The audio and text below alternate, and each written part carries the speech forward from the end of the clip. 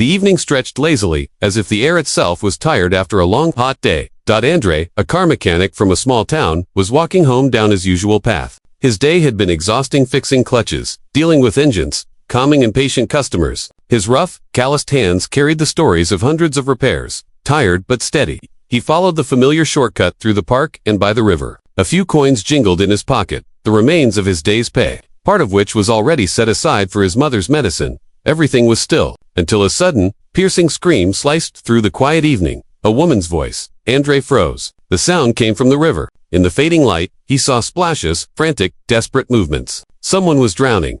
Without hesitation, he ran. There was no one else around, no boats, no passersby, just him and the river. Throwing off his jacket and boots, he dove straight into the icy water. The shock took his breath away, but instinct took over. The current was stronger than he'd expected, pulling and twisting him. But he kept going. The woman's movements grew weaker, her head barely above the surface. "Hold on," he shouted, though the rushing water swallowed his voice. He swam harder, lungs burning, arms aching. Memories flashed the time his father had saved him from drowning as a boy. He had promised himself that if he ever saw someone in that same struggle, he would not hesitate. He reached her just as her body went limp. Grabbing her under the arms, he fought his way back to shore, every stroke a battle against the current. Finally, his feet touched the muddy riverbed. Step by step, trembling and gasping, he pulled her to land. She coughed violently, water streaming from her lips. Andre turned her on her side, steadying her until her breathing eased. Her body shook from cold and fear. "It's all right," he said softly. "You're alive." Her eyes opened, full of shock, relief, and disbelief. She tried to speak, but only a whisper escaped. I thought it was over." "Thank you." Andre smiled faintly, placing his shirt over her trembling shoulders. He helped her to a bench nearby, her expensive dress, heavy and soaked. It didn't matter to him who she was or what she wore. To him, she was just a person who needed saving.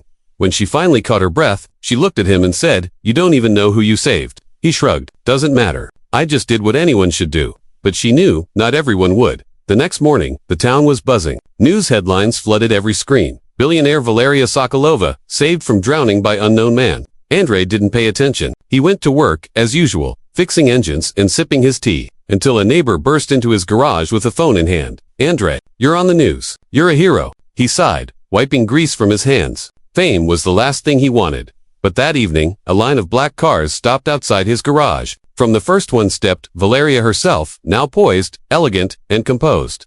"Hello, Andre," she said gently. "I owe you my life. Tell me, what can I do for you?" He shook his head. "Nothing. I did what anyone should have done."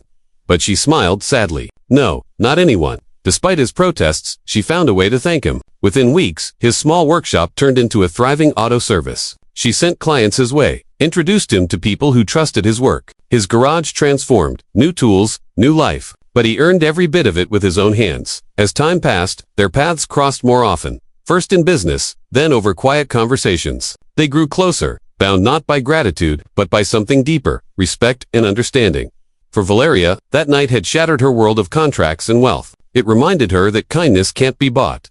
For Andre, it was proof that a single act of courage can change more than one life. Years later, as he stood outside his new successful chain of workshops, Andre often thought back to that evening, the cold water, the sunset, and the moment two lives were pulled from the depths. He never called himself a hero. But when Valeria once said, "You didn't just save my life, you saved my soul," he finally understood that was the real rescue. And that's the kind of story we celebrate here, real kindness, quiet courage, and the power of one selfless act. This is Pure Hub Kindness, where every good deed tells a story.